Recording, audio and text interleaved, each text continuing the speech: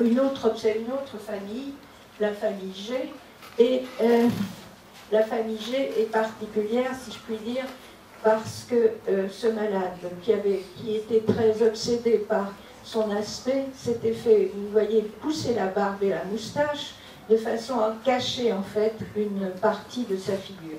Et son atteinte était également très importante. Vous voyez ici le décollement des omoplates, l'atrophie des épaules et l'atrophie des bras.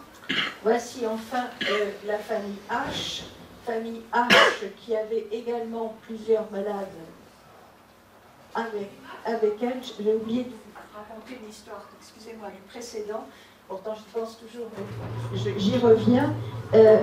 Ce malade avait voulu être soldat et il s'est donc engagé dans l'armée. Le problème, c'est qu'il a eu des difficultés considérables avec son tailleur. Le tailleur n'arrivait pas à lui faire porter un uniforme. Il n'arrivait effectivement pas, comme il n'avait plus d'épaules, le malheureux, il n'arrivait plus à lui faire des épaulettes, à lui faire un vêtement. Et il a dû d'ailleurs, du fait de cette faiblesse et du fait de ces problèmes vestimentaires, il a dû quitter l'armée. Voici donc la dernière famille, si je puis dire, rapportée par Duchesne, qu'il a vue donc de façon très précoce. Voici au stade enfant, les trois ici, et voilà la maman, et vous voyez que la maman ressemble de très près à ses enfants. On avait fait remarquer à la maman que ses enfants avaient quand même des lèvres un petit peu particulières, et elle avait pris ça de façon très calme en disant c'est bien connu dans la famille qu'on a tous des lèvres un peu spéciales. Voici les autres observations. Je vais peut-être enchaîner parce que je crois que vous avez mis un peu trop de... Voilà. Voici encore une autre observation d'Alexandre, qui est la dernière forme familiale qui a été rapportée dans les publications originales. Et là encore, on retrouve les rétractions musculaires. Je ne voudrais pas que, en vous montrant toutes ces images, qui sont donc des images historiques du début de cette maladie, que d'emblée vous pensiez que toutes les maladies de l'andousie-Dejerine sont des formes gravissimes avec des déformations considérables. Ceci est important et actuellement l'évolution de la maladie, on va y revenir, est quand même tout à fait différente. Et il ne faut pas oublier, c'est pour ça que j'insiste tellement sur l'histoire de la tuberculose associée, c'est qu'en fait la plupart de ces malades étaient porteurs de deux affections, une maladie musculaire et une maladie infectieuse qui majorait considérablement leur état clinique. Alors voici ici quelques images qui vous montrent ici, là encore, l'existence d'une surcharge lipidique extrêmement importante et une désorganisation musculaire. À côté de ces formes familiales, quelques formes sans atteinte de la face ou avec une atteinte tardive ont été également rapportées. Je ne vais pas vous faire le détail de ces observations, simplement pour vous signaler que chez l'un d'entre eux, il existait une atrophie linguale, qui n'est pas inintéressante, et que chez un autre, qui était un monsieur beaucoup plus âgé, qui était marchand itinérant, ce qui à l'époque était véritablement extraordinairement difficile à vivre physiquement, eh bien, il a pu, avec sa maladie qui s'est étendue que progressivement, il a pu exercer son activité. Chez lui, la face est restée tout à fait préservée, mais cette observation est pour nous importante, car c'est un des seuls dont les coupes ont été conservées avec le premier malade que je vous ai montré. Et ce qu'ils ont noté, c'est que la couleur jaune des muscles, quand on les examinait, était parallèle au degré d'atrophie et que le système nerveux lui-même était tout à fait normal. Alors, quelques images, je vais passer très vite. Image des lèvres, les lèvres paraissaient normales, mais en fait, vous voyez qu'elles sont quand même assez abîmées. Là encore, des muscles apparemment bien conservés avec quand même de temps à autre une surcharge graisseuse et d'autres au contraire où il ne reste rien, je pense que ça vous le voyez bien. Même chose ici sur le deltoïde.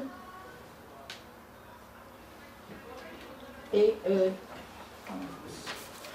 sur le membre inférieur, les lésions étaient exactement du même type avec, ça c'est le milieu de montage qui vous donne cette couleur, beaucoup de tissus adipeux.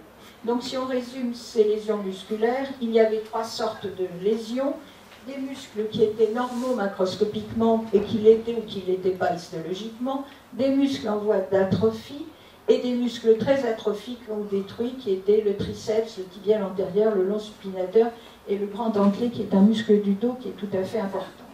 Donc, ils ont établi, Landouzier et Desgerine ont établi la clinique de la maladie, qui était donc un début dans l'enfance, longtemps ignoré par le malade ou sa famille, et c'est souvent sur les photos, sur l'histoire clinique, que le diagnostic rétrospectif est déposé, une atteinte de la face, mais qui n'est pas toujours le signe initial, une extension progressive à la fois aux membres et au thorax, sans hypertrophie, c'est important comme diagnostic différentiel par rapport au Duchenne, avec des rétractions musculaires qui n'étaient pas rares, le respect, je vous l'ai déjà dit, d'un certain nombre de muscles, et une progression lente de la maladie dans la plupart des cas, mais une maladie qu'il concluait comme étant familiale, avec variabilité interfamiliale et intrafamiliale, et toutes ces données qu'ils ont établies restent actuellement tout à fait d'actualité. Ils avaient à l'époque retrouvé 24 cas, et la forme la plus connue, si je puis dire, en dehors de la leur, est celle publiée en Allemagne par Romack. Le problème a quand même été le diagnostic différentiel, parce qu'il y avait une autre maladie qui avait été décrite par un auteur allemand qui s'appelle Herm. Herm a en plus de ça le mérite d'avoir lui créé le terme de dystrophie, donc c'est depuis Herm qu'on parle de dystrophie, mais les malades observés par Herm n'avaient pas d'atteinte de la face, avaient une hypertrophie musculaire, et surtout il n'y avait pas d'autopsie pour confirmer leur dire, ce qui fait que dans la classification, Landouzier et Desgerine l'ont fait figurer ici, mais pensaient que c'était différent du fascio-scapulo-huméral tel qu'il l'avait décrit. En fait, ces problèmes ont été revus par Mme Sorel Desgerine, qui était neurologue et qui était la fille de Monsieur et Madame Desgerine, dans un papier fait avec Michel Fardot. Ils ont refait l'historique sur la création des maladies musculaires et sur leur identification, sachant qu'actuellement la dystrophie fascio-scapulo-humérale est la troisième cause de maladies musculaires après le Duchenne et la maladie myotonique.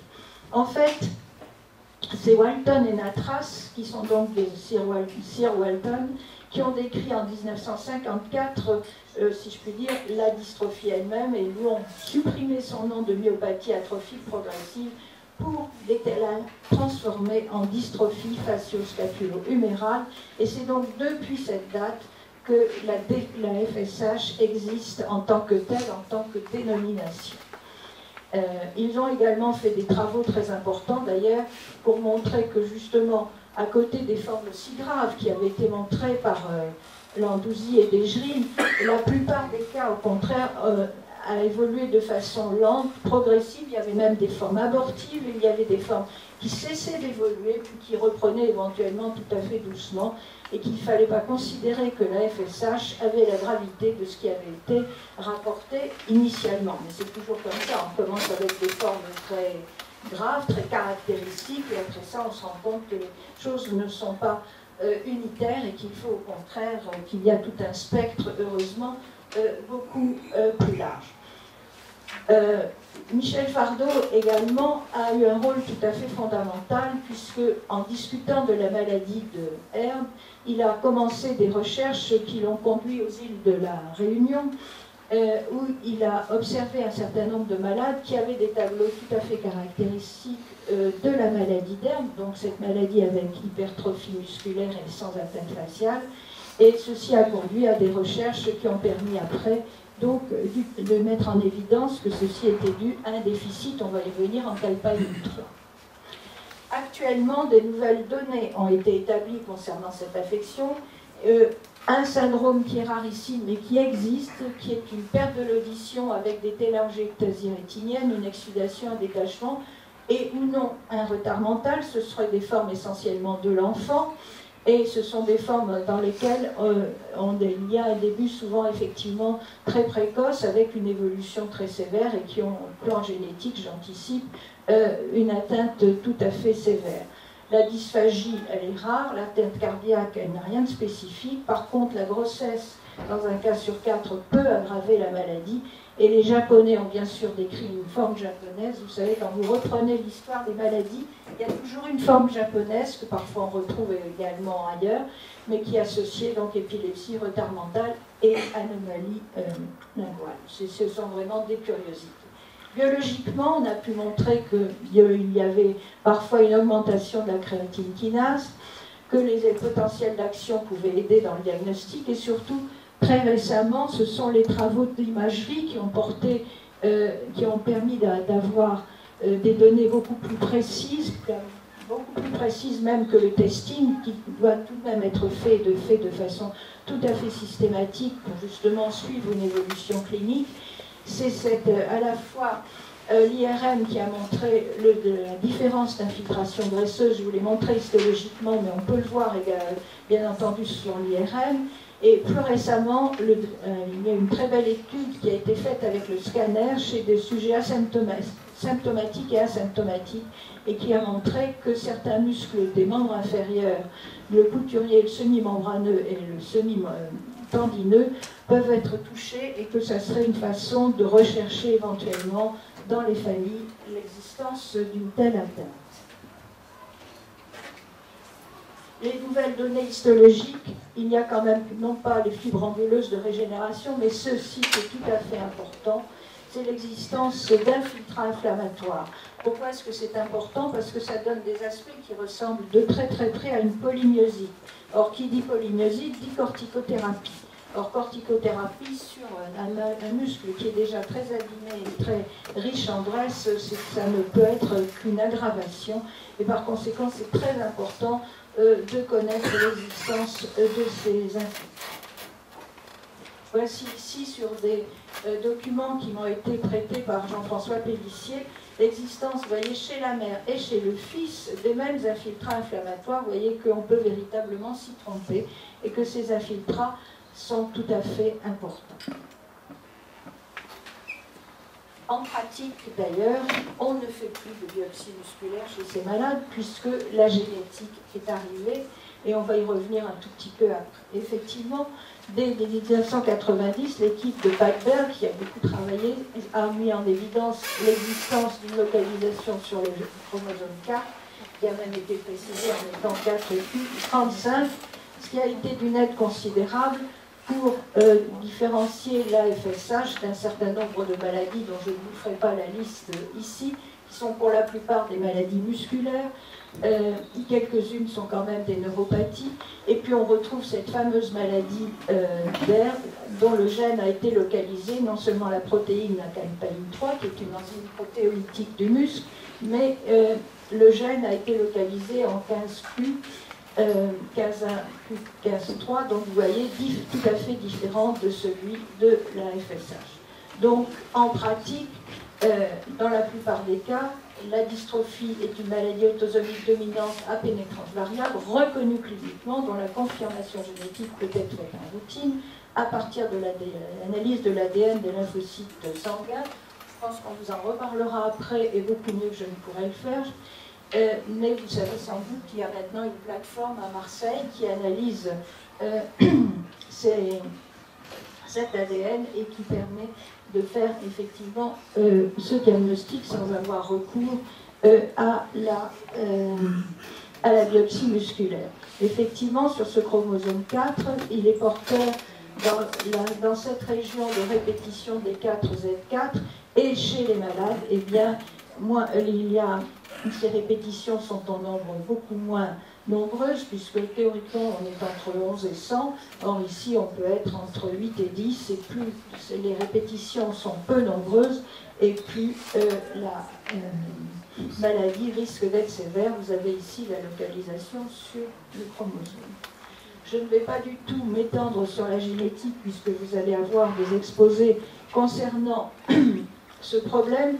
Ce que l'on pense, c'est que ces fameuses répétitions auraient un rôle régulateur, mais que ce ne sont pas les seules anomalies que l'on a au plan génétique. Et j'ai vu sur votre programme que M. Dimitriev allait intervenir tout à l'heure. Ces données sont extraites de l'article qu'il avait publié en 2008, qui était un papier tout à fait remarquable, et dans lequel il montrait que, en ce qui concernait les mécanismes de cette maladie, où beaucoup d'anomalies sont des anomalies d'accompagnement, c'est-à-dire les figures apoptotiques, la susceptibilité au stress oxydatif, les anomalies de la chaîne mitochondriale, le programme de différenciation musculaire, seraient expliquées par ces phénomènes de dysrégulation Et on peut donc penser que la FSH est une maladie multifactorielle qui est causée par un mécanisme épigénétique extrêmement complexe et qu'on va sûrement essayer tout à l'heure de débrouiller devant vous. Je ne parlerai pas des essais cliniques qui sont en cours, ils sont nombreux. On a également publié des recommandations, et c'est aussi un très beau papier, sur la façon d'aider les malades pour la prise en charge régulière. Et enfin, je voudrais terminer, parce que ce travail, je ne l'ai pas fait toute seule, j'ai été aidée par tous ceux qui m'ont fourni des documents, le personnel bien sûr du musée du Puitray Fondation d'Egerine, la bibliothécaire de l'Académie de médecine et celle de la Salpêtrière, ainsi que mon ami et collègue Marco Lifka, qui m'a aidé à réaliser l'iconographie. Je vous remercie.